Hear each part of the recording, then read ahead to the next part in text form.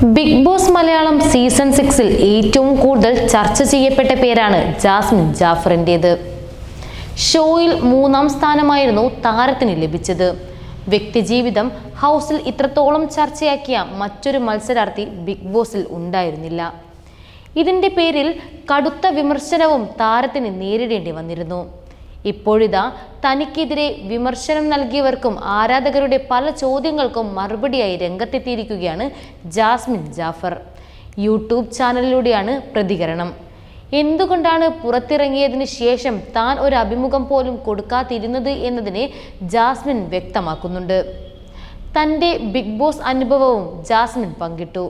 ജാസ്മിനിൻ്റെ വാക്കുകൾ: ഞാൻ വലിയൊരു പ്രഷർ കുക്കറിൽ നിന്നും ഇറങ്ങിയ പോലെയായിരുന്നു ബിഗ് ബോസിൽ നിന്നും ഇറങ്ങിയത്. എന്നാൽ അതിനേക്കാൾ വലിയ പ്രശ്നങ്ങളാണ് ഞാൻ കണ്ടത്. ഞാൻ ശരിക്കും ഒന്ന് ഇരുന്നു പോയി, തളർന്നുപോയി. എന്നാൽ 10 പേർ എന്നെ അടിച്ചിരുത്താൻ ശ്രമിച്ചപ്പോൾ ഞാൻ തളരാതിരിക്കേണ്ടത് എൻ്റെ ആവശ്യമാണല്ലോ. ബിഗ് ബോസിൽ ഒരുപാട് നല്ലതും ചീത്തയുമായ കാര്യങ്ങൾ ഉണ്ടായിട്ടുണ്ട്. എന്നാൽ ആ യാത്ര ഒരുപാട് കാര്യങ്ങളെയും ആളുകളെയും പഠിക്കാനും മനസ്സിലാക്കാനും പറ്റിയൊരു യാത്രയായിരുന്നു. പൈസക്ക് വേണ്ടി നമ്മളെ എറിഞ്ഞിട്ട് കൊടുക്കുന്നവരെയും എത്ര ആത്മാർത്ഥമായ സുഹൃത്തുക്കൾ ഉണ്ടാകുന്നുവെന്നതിനെയും അറിയാൻ പറ്റിയ വലിയൊരു അവസരമായിരുന്നു എനിക്ക് ബിഗ് ബോസ്. ബിഗ് ബോസിൽ എനിക്ക് തെറ്റുകൾ പറ്റിയിട്ടുണ്ട്. ഞാനും മനുഷ്യനല്ലേ. ബിഗ് ബോസിൽ പോയാലേ അതിൻ്റെ ആഴവും ആഘാതവും നമുക്ക് അറിയാൻ പറ്റുള്ളൂ. നല്ല ആഴമാണ്. അല്ലെങ്കിൽ നമ്മൾ മുഖംമൂടി അണിഞ്ഞ് നിൽക്കണം. എന്നാൽ അതും ഒരു പോയിന്റിൽ കീറിപ്പോകും. ബിഗ് ബോസ് ഒരു ഗെയിം ഷോ ആണ്. അതവിടെ തീർന്നു. ആരോടും ദേഷ്യമൊന്നുമില്ല. ബിഗ് ബോസ് സ്ക്രിപ്റ്റഡ് അല്ല.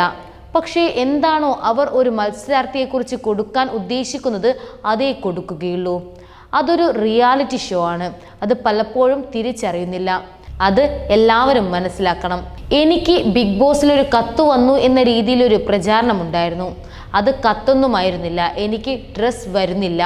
അത് സംബന്ധിച്ച് പറയുമ്പോൾ അവിടെ നിന്നും അവർ ഒരു കത്ത് തരും. ഡ്രസ് വന്നിട്ടില്ല, വന്നാൽ തരുമെന്ന്.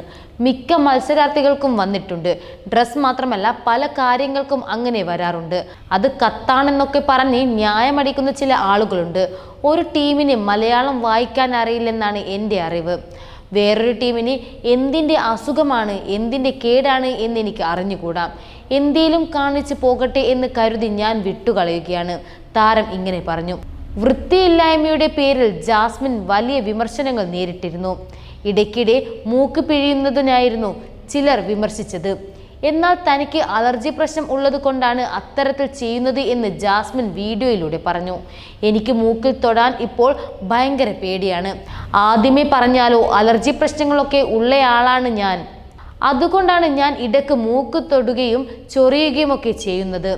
ഇത് ചെറുപ്പത്തിലെ ശീലിച്ചു പോയതാണ്, ജാസ്മിൻ പറഞ്ഞു. ഇതായിരുന്നു ജാസ്മിൻ ജാഫർ എന്ന ബിഗ് ബോസ് താരം ബിഗ് ബോസ് മലയാളം സീസൺ 6 കഴിഞ്ഞ് നൽകിയ വീഡിയോയിലൂടെ വ്യക്തമാക്കിയത്.